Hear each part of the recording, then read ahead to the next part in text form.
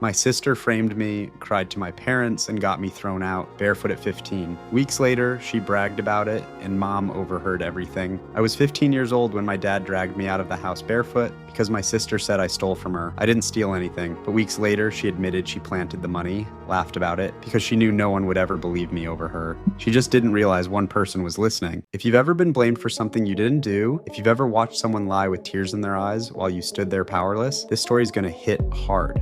So hit like, subscribe, and get ready, because this isn't just a story about betrayal, it's about what happens when the truth refuses to stay buried. I learned early in life that in our house, respect only flowed one direction, down. My dad demanded it, my mom enforced it, and my little sister, Becca, she collected it like royalty collecting taxes. Becca was the golden child, soft voice, big tears, perfect grades. Teachers loved her, relatives adored her. My parents worshipped her. Me, I was the difficult one, not because I caused trouble, but because I didn't smile while being ignored. If Becca forgot homework, it was stress. If I forgot homework, it was proof I'd never amount to anything. If she slammed her door, she was emotional. If I raised my voice, I was disrespectful. I lived in a courtroom where the verdict was decided before the trial, but I never imagined she'd go as far as she did that night. It was a Tuesday. I remember because I had a math test the next morning. I was lying on my bed when my bedroom door exploded open. Not knocked, exploded. My dad stormed in, face red, jaw clenched. My mom followed behind him like a shadow. "Where is it?" he demanded. "Where's what?" I asked, sitting up. "Don't play dumb," Becca shouted from the hallway, her voice shaking like she was seconds from collapse. "The money! He took it from my drawer." My stomach dropped. "What?" I laughed, confused.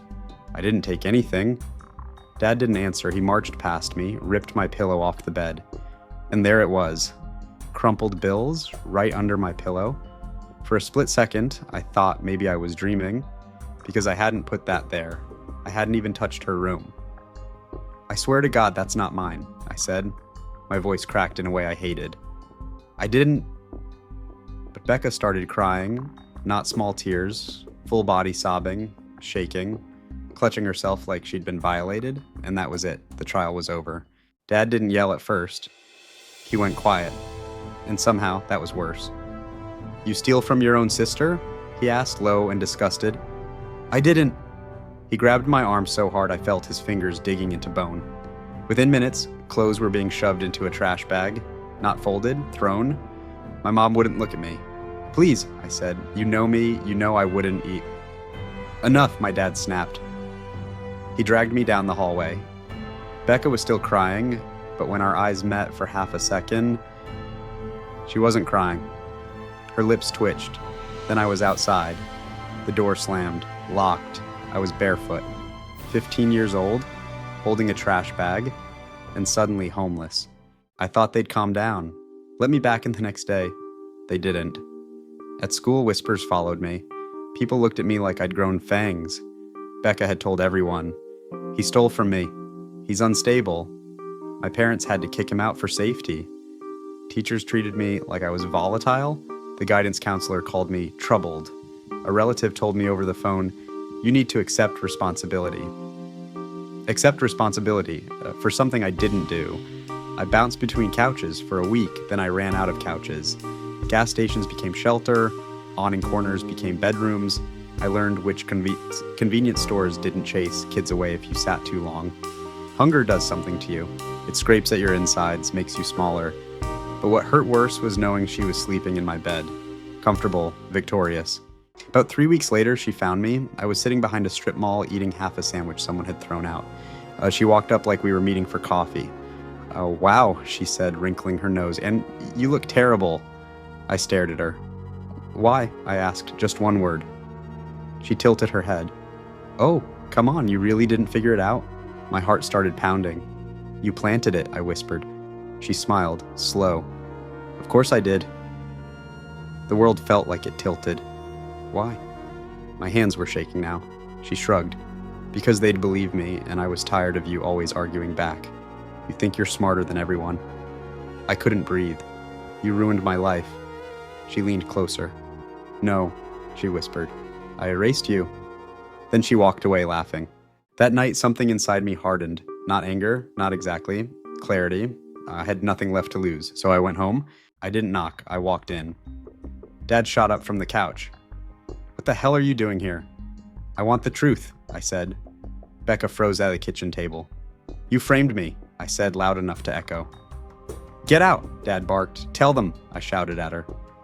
Mom came into the room, tension snapping like live wires. "She admitted it," I said. "She told me she planted the money." Becca's face shifted, panic flickering for half a second. Then she scoffed. "He's delusional." Dad grabbed a glass from the table and hurled it. It shattered against the wall inches from my head. "Enough!" he roared. And that's when Becca messed up. She laughed. Actually laughed. "Oh my God," she said. "You still think they'd ever pick you over me?" Silence. Heavy. And from the hallway, "I heard that." Mom, she was standing there, white as paper. "What did you just say?" she asked. Becca turned slowly. "Nothing?" "No," Mom whispered. "Say it again." "For the first time in my life?" Becca looked scared. "You planted it?" Mom asked, and Becca, cornered by her own arrogance, snapped, "Yes, I did, and you believed me. You always believe me." The room imploded. Dad didn't move, didn't speak. His anger had nowhere to land. Mom started crying, not Becca-style tears, real ones, broken ones. "You let him sleep outside," she whispered. "He's 15. Becca's perfect mask shattered. "It wasn't supposed to go that far," she muttered, but it had.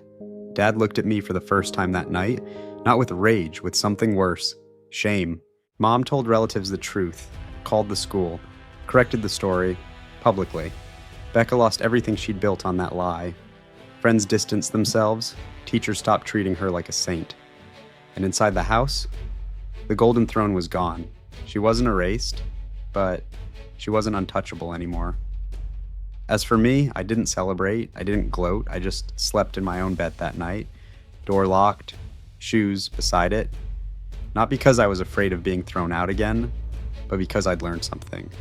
Justice doesn't always come from revenge. Sometimes it comes from refusing to disappear. Here's the thing about lies. They need silence to survive. The moment you drag them into the light, they start to suffocate. I was 15 when I learned that the truth might lose battles. But in the end, it wins wars.